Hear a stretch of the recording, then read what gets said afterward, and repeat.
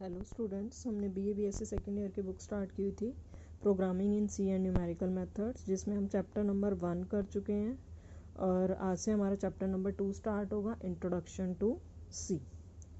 ठीक है, अब कुछ जो मेन पॉइंट्स आपको पता होने चाहिए वो बता देती हूँ मैं। ठीक है, C is the programming language developed at AT&T's bell laboratories of USA in 1972। ये एक दो चीज़ें इसलिए बता रही हूँ ताकि ये कंपलसरी में अगर आ जाए या जनरल नॉलेज में भी आपको ये चीज़ें पूछ ली जाती हैं कि कहाँ पे जो सी कैसी प्रोग्रामिंग लैंग्वेज है, तो कहाँ पे ये डेवलप हुई थी। USA में हुई थी 1972 में, और कौन सी लेबोरेटरी में हुई थी, AT&T's बेल लैबोरेटरीज। ठीक है, it was designed and written by Dennis Ritchie. Dennis Ritchie ने इसे डिज़ाइन किया था। इसमें थोड़ा सा बता देते हैं बस। C is a general purpose structured programming language. Its instructions consist of terms that resemble algebraic expressions supported by certain English keywords such as if, else, for, do, while, etc.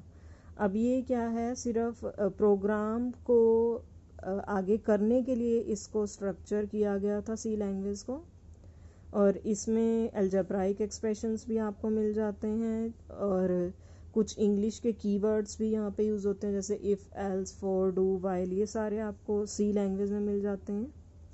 ठीक है,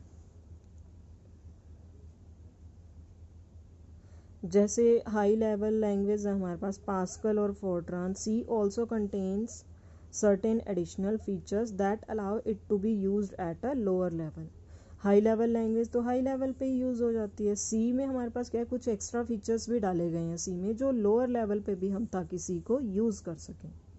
ठीक है, सी को हम क्या मान लेते हैं, एक मिडल लेवल लैंग्वेज मान लेते हैं, जो गैप का एक ब्रिज का काम करती है। किसमें, मोर कन्वेंशनल हाई लेवल लैंग्वेजेस में, जो मशीन लैंग्वेज होती है और हाई लेवल लैंग्वेज होती है, उनके बीच में एक ब्रिज का काम करती है सी लैंग्वेज। ठीक है, अब इम्पोर्टेंस क्या है हमारे पास सी की। C is a popular programming language due to its various qualities. The main characteristic of C language are given below. First is the programs written in C language are very concise as it has a large number of operations included within the language. अब सी language में जो programme लिखे जाते हैं वो concise होते हैं। Concise का क्या मीनिंग कि बहुत थोड़े वर्ड्स में आपने अपना प्रोग्राम भी लिख दिया और उसने बहुत ज़्यादा हमें इन्फॉर्मेशन भी दे दी। ठीक है, और इसके पास बहुत सारे ऑपरेशंस हैं इस लैंग्वेज के अंदर ही। ठीक है, तो कंसाइज ये हमें रिजल्ट देती है कि कम वर्ड्स में हम बहुत ज़्यादा इंस्ट्रक्शंस दे सकते हैं और बहुत सारे ऑपरेशंस हमें इस लैंग्वेज के अंदर अवेलेबल मिलते हैं। It provides rich and large set of built in functions, operators and data types that can be use to write any complex program. आपके पास कितना भी कॉम्प्लेक्स प्रोग्राम क्यों ना हो, इसके पास बहुत बड़ा सेट है बिल्ट इन फंक्शंस का, जो इसके अंदर अवेलेबल फंक्शंस हमें मिलते हैं, ऑपरेटर्स मिलते हैं, डाटा टाइप्स मिलते हैं, जो किसी भी कॉम्प्लेक्स प्रोग्राम को ईजीली लिखने में हेल्प कर सकते हैं। ठीक है, C language is more reliable, simple and easy to use. कोई ज़्यादा डिफ़िकल्ट नहीं है, आप रिलाई कर सकते हो इस लैंग्वेज पे और बिल्कुल सिंपल है। सी programs are highly portable as compared to other high level languages. This means that C programs written on one computer can be run on another with little or no alternation.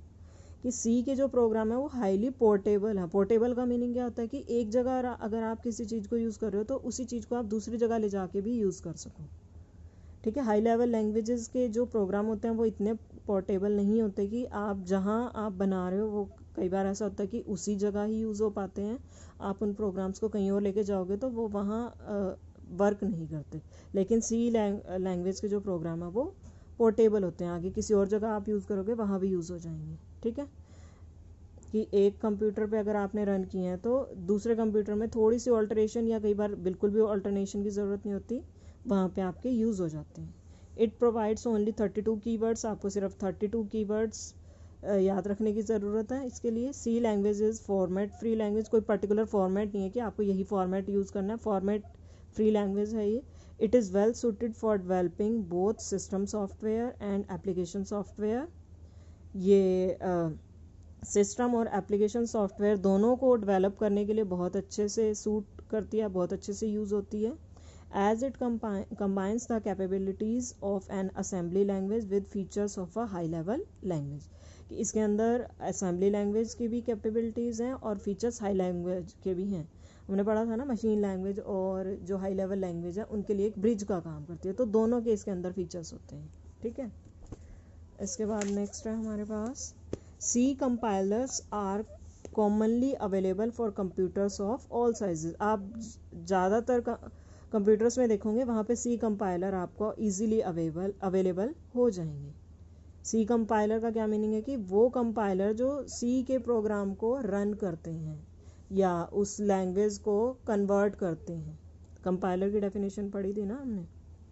C is a structured programming language. A programmer can break a problem into function, modules or blocks. A proper collection of these modules makes a complete program. Structured programming makes program debugging, testing and maintenance easier.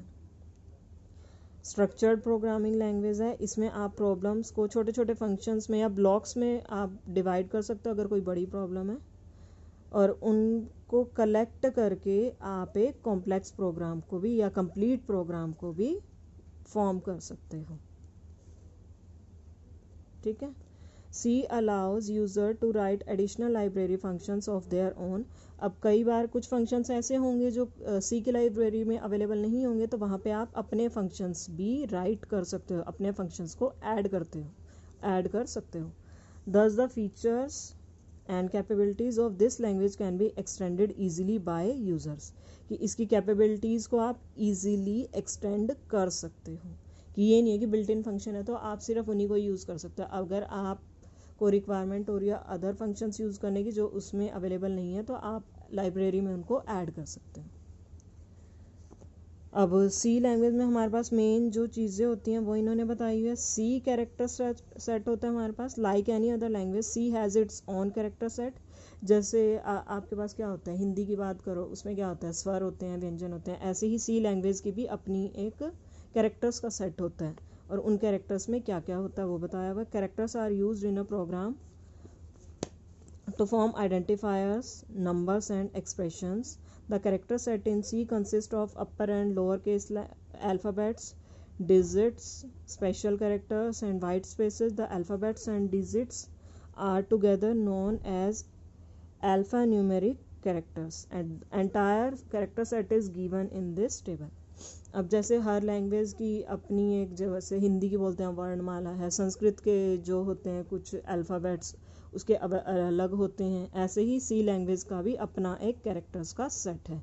उसमें आपके alphabets भी आ जाते हैं, lower case वाले भी, upper case वाले भी, digits भी आ जाते हैं, स्पेशल कैरेक्टर्स भी आ जाते हैं, वाइट स्पेसेस, ये सारे क्या है, C कैरेक्टर का सेट है एक।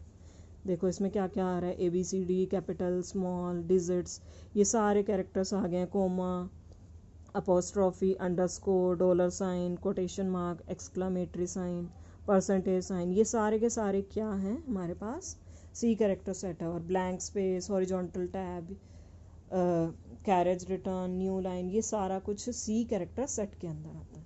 ठीक है,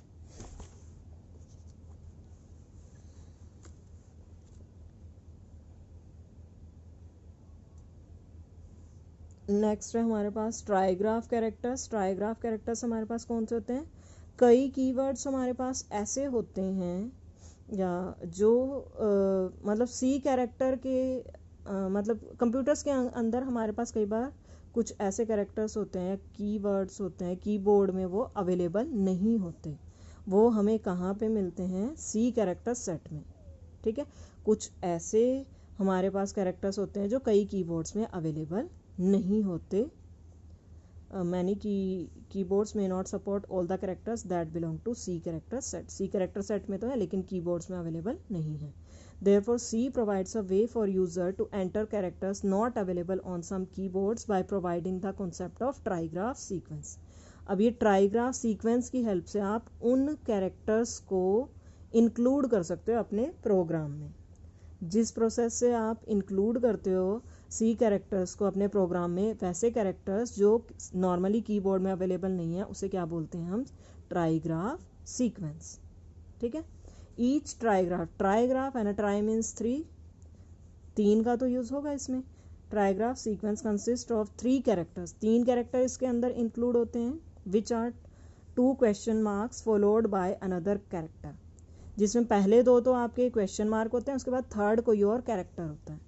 जैसे मान लो आपको ये कैरेट की ज़रूरत है, वो कई बार किसी कीबोर्ड में नहीं अवेलेबल होता, तो अगर आप ये टाइप कर दो 2 क्वेश्चन मार्क और ये स्लैश, तो आपके पास इसका मीनिंग क्या चला जाएगा, इसका मीनिंग ये चला जाएगा. अब कई बार ये हैश अवेलेबल नहीं होता कीबोर्ड्स में, तो उसके लिए क्या करना पड़ेगा, 2 क्वेश्चन मार्क के बाद आप इक्वल लगा दो, उसका मीनिंग ये हैश या नंबर साइन लेके चलेगा. कई बार ये बड़े वाली लेफ्ट ब्रैकेट अवेलेबल नहीं होती कीबोर्ड में, तो आपको क्या करना पड़ेगा, 2 क्वेश्चन मार्क के बाद ये छोटे वाली ब्रैकेट लगानी पड़ेगी, तो उसका मीनिंग क्या हो जाएगा, ये बड़े वाली ब्रैकेट लेफ्ट साइड में. ठीक है. ऐसे ये क्या है हमारे पास, ट्राईग्राफ सीक्वेंस. नेक्स्ट हमारे पास है C tokens. The smallest individual unit in a C program are known as C tokens. सबसे छोटी यूनिट जो आप सी प्रोग्राम में यूज़ करते हो उसे क्या बोल देते हैं हम, C token. C programs consist of tokens put together according to the syntax of C programming language. C program क्या करते हैं, टोकन्स को इकट्ठा यूज़ किया जाता है सी प्रोग्राम्स में सिंटेक्स के अकॉर्डिंग. सिंटेक्स अब देखो हमारे पास क्या होता है, जैसे हिंदी की हमारे पास क्या होती है, ग्रामर होती है ना, इंग्लिश की भी कोई ग्रामर होती है, ऐसे ही हर लैंग्वेज की अपनी एक ग्रामर होती है. सी की भी अपनी एक ग्रामर होती है, जिसे हम क्या बोल देते हैं, सिंटेक्स बोल देते हैं. अपनी ग्रामर बोल दो, फॉर्मेट बोल दो. ठीक है. C has 6 type of tokens as shown in the following figure. 6 token वो कौन से हैं, की वर्ड्स हो गए, identifier, constant, symbols, special symbols, operators, strings. ठीक है. ये की वर्ड्स जैसे हमारे पास क्या हो गए, इंट, कैर. जब आप आगे प्रोग्राम करोगे ना, वहाँ आपको और क्लियर समझ में आएगा. अभी तो ऐसे लगेगा कि थ्योरी चल रही है. ये कीवर्ड आपके कीवर्ड का क्या मीनिंग है कि आप इन कीवर्ड्स को चेंज नहीं कर सकते किसी प्रोग्राम में. अगर आप इनको यूज़ करें वो एज इट इज़ ही होंगे. अगर आप कोई इंटीजर डिक्लेयर करना चाहते हो तो उसके आगे आपको ये इंट ही लिखना पड़ेगा और कुछ नहीं लिख सकते आप. मान लो आप एक्स वेरिएबल को एक इंटीजर डिक्लेयर करना चाहते हो तो उसके आगे आपको इंट ही लिखना पड़ेगा, या कैरेक्टर डिक्लेयर करना चाहते हो तो कैर ही लिखना पड़ेगा उसके आगे. ठीक है. ऐसे ही आइडेंटिफायर है, ये कांस्टेंट हमारे पास 9, 18, स्पेशल सिंबल, ये सब. ठीक है. सिर्फ ये कीवर्ड बता देती हूँ, कुछ कीवर्ड जिनको आप चेंज नहीं कर सकते वो आपको एज इट इज़ ही यूज़ करने होते हैं. बाकी नेक्स्ट वाली वीडियो में हम ये कांस्टेंट वाला टॉपिक कर लेंगे. ये काफ़ी बड़ा ये है कांस्टेंट वाला, एक वीडियो में सिर्फ ये कांस्टेंट का टॉपिक निपटाएंगे. ठीक है. फिर उसके बाद ज़्यादा से ज़्यादा एक वीडियो और लगेगी, आपका चैप्टर ख़त्म हो जाएगा. There are certain reserved words called keywords that have standard predefined meaning in C's. क्या है, keywords कुछ फिक्स होते हैं हमारे पास, उनका क्या है, स्टैंडर्ड प्री डिफाइंड मीनिंग होता है सी में. मतलब पहले से ही उनका फिक्स कर दिया मीनिंग कि इसका मीनिंग यही ही है, उनको आप चेंज नहीं कर सकते. These keywords can be used only for their intended purpose and they cannot used as programmer defined identifiers. ये प्रोग्रामर डिफाइंड आइडेंटिफायर की तरह यूज़ नहीं हो सकते. ये एक तरह से बिल्ट इन होते हैं उसके अंदर, सी लैंग्वेज के अंदर कुछ पर्टिकुलर पर्पस के लिए ही यूज़ किया जाता है उनको. जैसे मैंने बताया ना कि अगर आप किसी इंटीजर को डिक्लेयर कर रहे हो तो आपको इंट ही यूज़ करना पड़ेगा. ठीक है. ऐसे ये इफ़, एल्स, ये सारे क्या फिक्स, इनका एक पर्टिकुलर मीनिंग है. गो टू का क्या मीनिंग है, गो टू आप तब यूज़ करोगे जब आपको किसी फिक्स स्टेटमेंट पे जाना होगा. ठीक है. ये सारे कुछ एग्जांपल्स याद कर लेना अगर थ्योरी वाले क्वेश्चन में आ जाता है आपके पास तो. ठीक है. उम्मीद करती हूँ बहुत थोड़ा ही करवाया आज मैंने, ये थोड़ा सा ही मटेरियल आपको समझ में आ गया होगा. एक बार रिपीट पढ़ के थोड़ा सा देख लेना, थ्योरी या जाना नहीं है कुछ. नेक्स्ट वाले टॉपिक में हम ये कांस्टेंट का टॉपिक ख़त्म कर देंगे और एक और वीडियो के बाद आपका ये चैप्टर ख़त्म हो जाएगा. ठीक है. अगर आपका कोई भी डाउट हो तो आप मुझसे पूछ सकते हो. Thank you students.